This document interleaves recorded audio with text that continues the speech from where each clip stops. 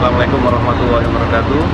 Mengenai mata saya, sekarang memang sedang dalam proses penyembuhan, terutama mata kiri yang prosesnya perlu waktu dan ada perlu tahapan operasi untuk menyelesaikan agar bisa fungsi melihatnya kembali. Yang jelas saya ingin menyampaikan semangat kepada rekan-rekan semuanya bahwa saya tentunya dengan kejadian ini tidak akan mengendur atau berkurang semangat.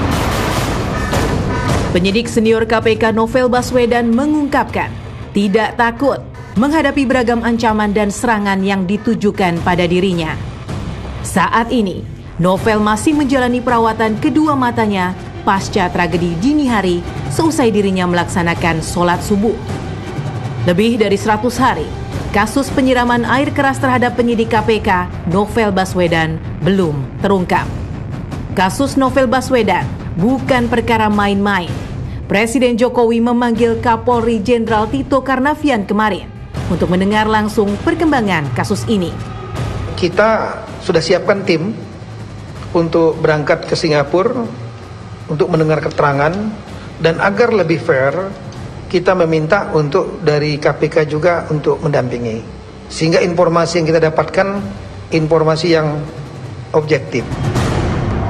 12 April 2017, sekitar pukul 5:09 pagi, sepulang sholat subuh di masjid yang tak jauh dari tempat tinggalnya di Bilangan, Kelapa Gading, Jakarta Utara. Novel tak menduga bahwa menit berikutnya dirinya akan menjadi sasaran teror orang tak bertanggung jawab. Pukul 5:10, sebuah skuter Matic berpenumpang 2 orang tiba-tiba mendekat ke arah Novel dan menyiramnya dengan air keras dari gelas melamin berwarna hijau. Sontak, Novel cedera dan langsung dilarikan ke Rumah Sakit Mitra Keluarga Kelapa Gading sebelum akhirnya dirujuk ke Rumah Sakit Jakarta Eye Center di Menteng, Jakarta Pusat. Sehari berselang, Novel diterbangkan ke Singapura untuk mendapatkan perawatan intensif hingga hari ini. Setelah kejadian itu baru kita tahu ya kalau terornya itu saya tidak tahu terornya macam apa, tapi terjadi. Tidak biasanya ada orang yang datang ke rumah saya cari gamis karena saya tidak berjualan toko, saya hanya berjualan online.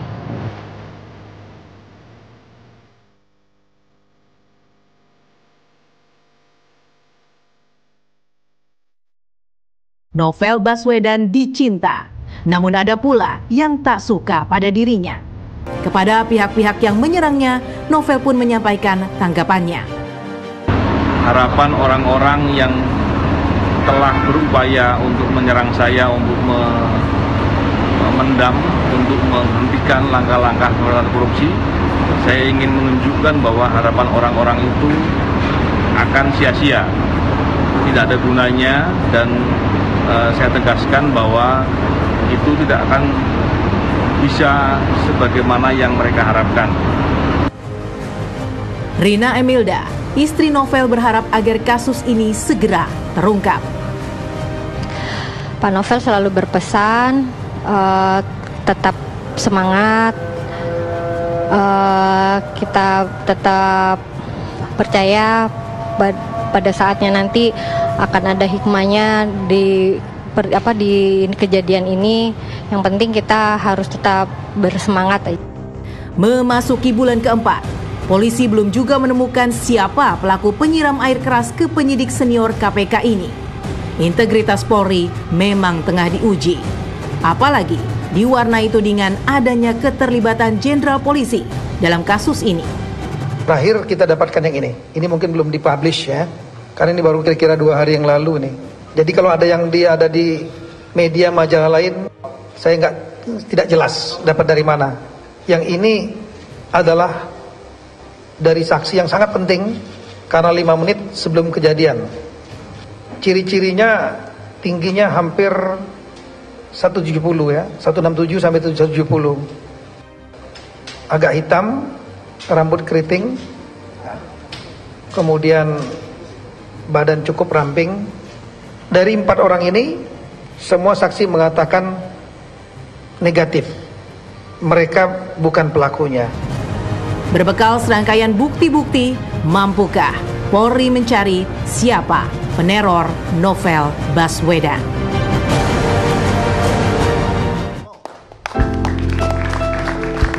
Selamat malam, Yasin.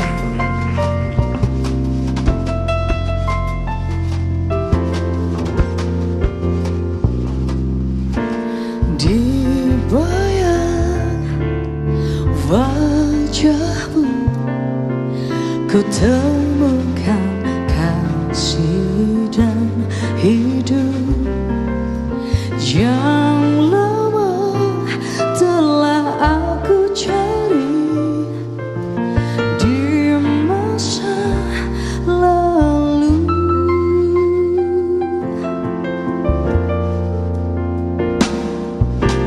Kau datang padaku, kau tawarkan hati lugu, selalu mencoba mengerti tentang hasrat diri.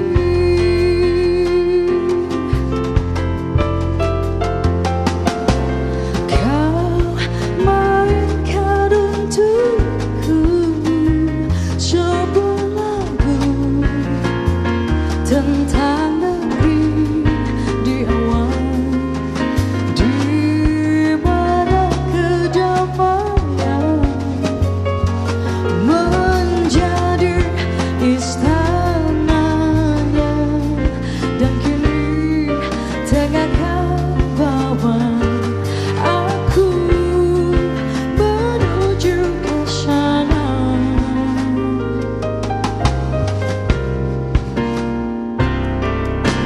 Ternyata hatimu penuh dengan bahasa kasih yang terungkapkan dengan pasti dalam suka dan sedih.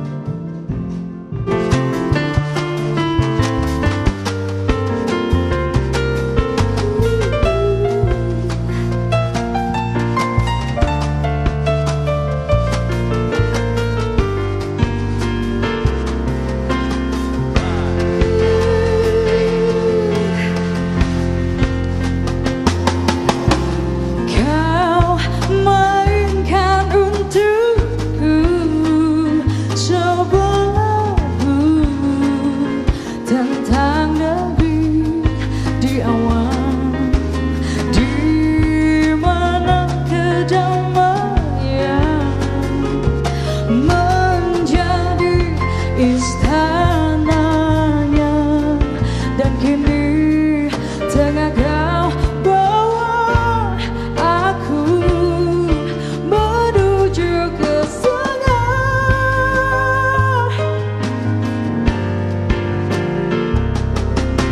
Ternyata hatimu penuh dengan bahasa kasih yang terungkapkan dengan pasti dalam suka dan sedih.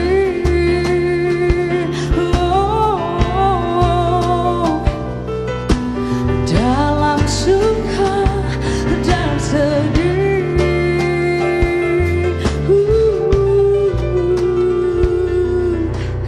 Dalam suka dan sedih.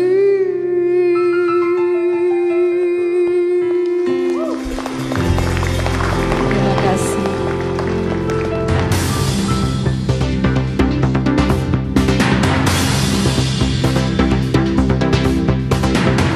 Indonesia Lawyers Club edisi malam ini hadir kembali dengan tema Mencari Peneror Novel. Hadirin dan pemirsa, kita sambut Presiden Indonesia Lawyers Club, Garni Ilyas.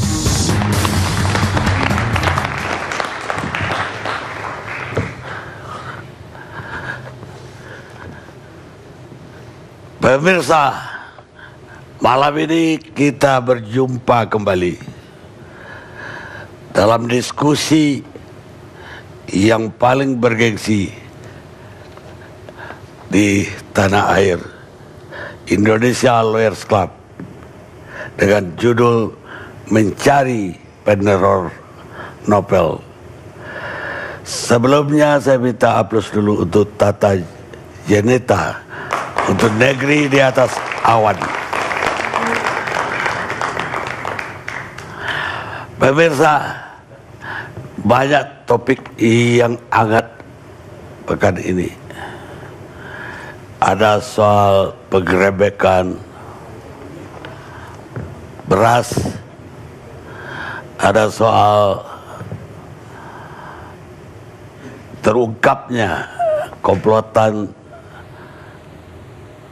penjahat cyber dari Cina yang jumlahnya lebih dari ratusan orang. Dan yang terakhir yaitu kasus Novel. Karena kemarin Kapolri pun dipanggil Presiden ke istana untuk mengetahui sejauh mana perkembangan dari kasus ini. Banyak yang mempertanyakan di medsos, bahkan di Twitter langsung kepada saya, juga di WA dan SMS, kenapa saya tidak jadi mengangkat kasus beras? Apa dibungkam pemerintah atau ada tekanan? Malam ini terpaksa saya jelaskan karena banyak banget yang bertanya bahwa yang benar narasumber untuk beras tersebut yang udah konfirm sampai hari Minggu kemarin pada Senin pagi mengatakan bahwa persoalan sudah selesai. Bahkan PT Ibu sendiri yang tersangkut langsung dengan kasus itu juga menyatakan bahwa masalahnya sudah selesai. Lah, kalau semua yang punya masalah bilang sudah selesai, tentu saya tidak bisa mengatakan masalahnya masih berjalan.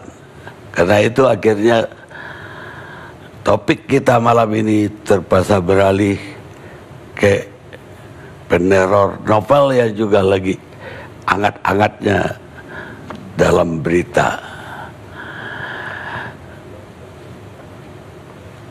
Pemirsa, ada 3 hal yang tidak bisa kita tutupin di muka bumi ini.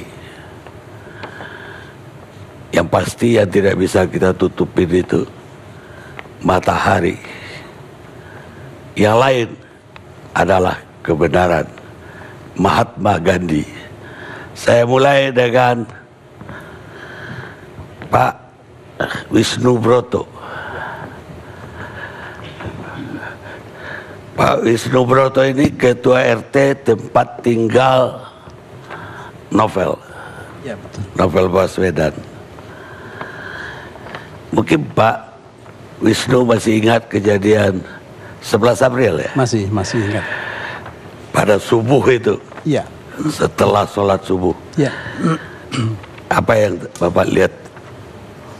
Jadi waktu itu seperti biasa setelah sholat subuh kita melakukan zikir, Pak.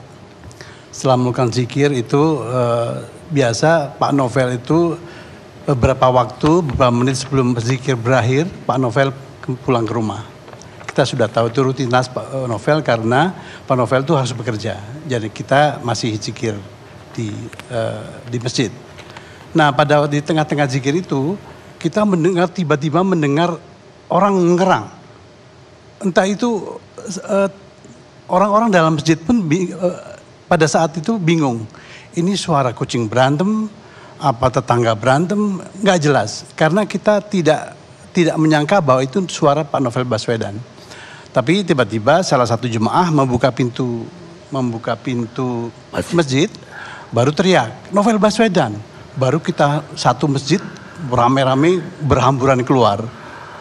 Ada yang semua berusaha. Pak Novel pada waktu itu tidak mengatakan apa-apa, hanya mengarang aja. Begitu kita keluar rame-rame dari masjid, baru beliau berkata bahwa saya diserang dan disiram oleh air keras. Tolong saya dibawa ke rumah sakit. Nah, pada waktu beliau tahu itu, kita tahu bahwa beliau kena air keras, minta tolong ke rumah sakit. Nah, jemaah beramai-ramai, ada yang punya mobil pada lari ke rumah, bawa semua bergegas mengeluarkan mobil.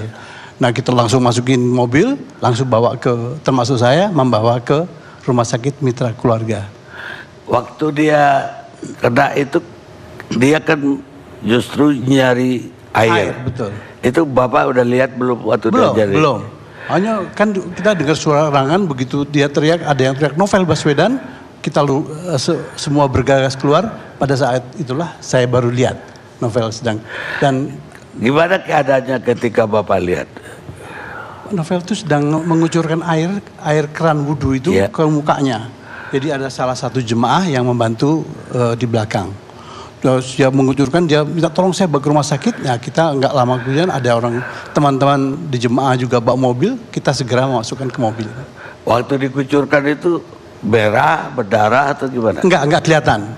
Karena beliau mungkin punya pengalaman, beberapa kali saya lihat di TV itu kan beliau bilang bahwa saya punya pengalaman bahwa kalau orang disiram air keras atau panas, segera cari air dan dikucurkan segera, dan itulah mungkin yang menolong dengan Pak Novel itu, karena ada kucuran air jadi mukanya itu tidak melepuh, Pak. Kalau dia tidak segera mencari air mungkin kulitnya akan melempuh, hancur mungkin. Jadi pada waktu begitu dia lihat mukanya bersih, Pak. Jadi tidak, ya luka bukan karena nabrak pohon nangka yang berada di depan rumah saya. Beliau lari ke masjid, nabrak pohon nangka. Nah, itu agak memar, tapi setelah itu dia kucurkan air dan di situ menolong Pak Novel, lukanya tidak. Pak RT ikut ngantarkan ke rumah sakit? Saya ngantar ke rumah sakit, jadi di mobil kedua. Ya. Jadi mobil pertama itu ada ketua masjid di situ, lalu ada bendara RT saya, bawa Pak Novel bertiga. Saya karena beramai-ramai mobil, berdua waktu itu, imam masjid, saya dan satu lagi dari pengurus masjid ngantar ke rumah sakit Mitra Keluarga. Apa yang kebayang sama Bapak waktu itu? Kenapa ini Novel waktu itu belum nggak terpikir sama sekali, karena kita berusaha agar cepat-cepat Pak Novel itu dibawa ke rumah sakit. Kita nggak ada punya pikiran apa-apa supaya gimana caranya beliau tuh bawa ke rumah sakit. Dan saya dengar dari mobil di depan itu Pak Novel itu sudah segera cepat, saya udah nggak tahan, panas begitu, luar biasa. Sampai di rumah sakit, ya terus beliau juga bilang ini panas sekali, dan sempat saya nggak lihat apa-apa ini, tolong segera gitu.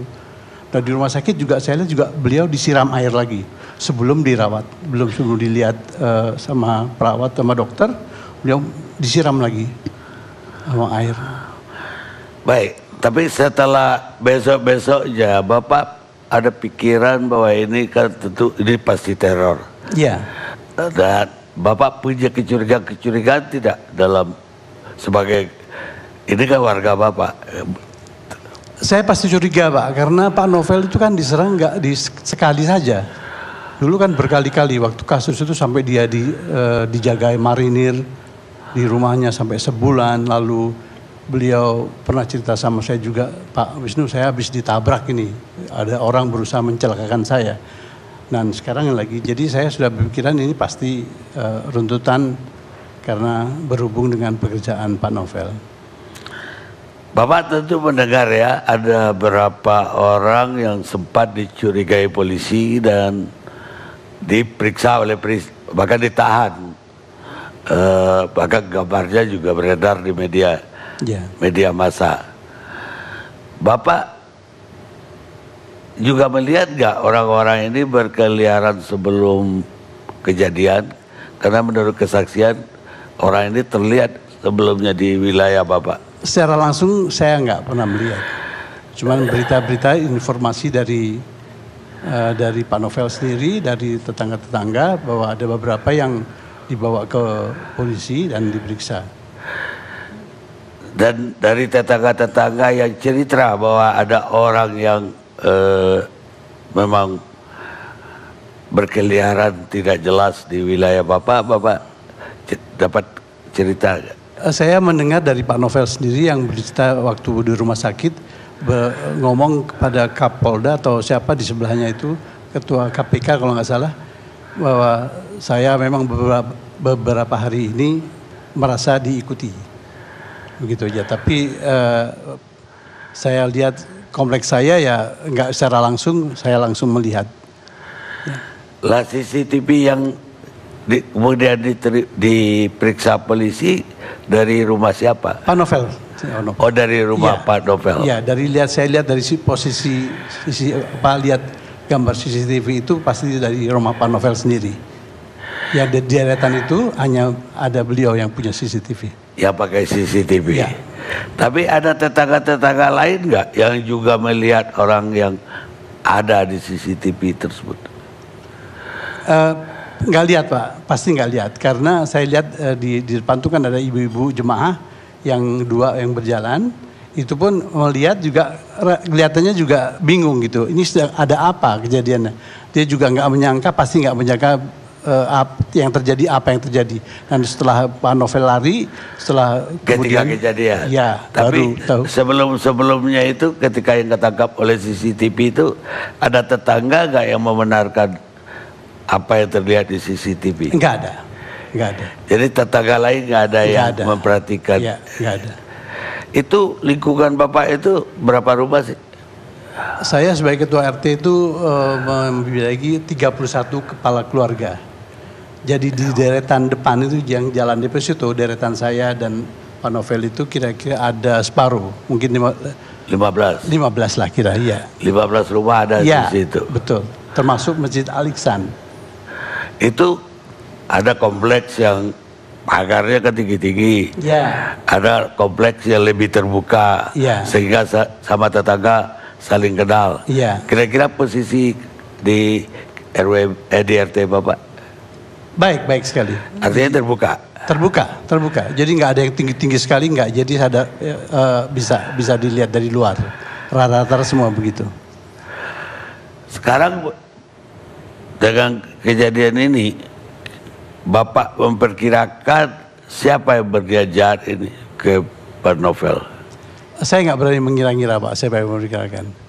Dari berita juga Bapak tidak punya. Ya akhirnya ya berita-berita yang simpang siur akhirnya kita tahu bahwa ini katanya ada yang ini adalah dilakukan oleh yang berkaitan dengan pekerjaan Pak Novel yang sedang memeriksa ektp dan sebagainya begitu. Bapak pernah dipanggil polisi juga nggak untuk keterangan? Saya tidak.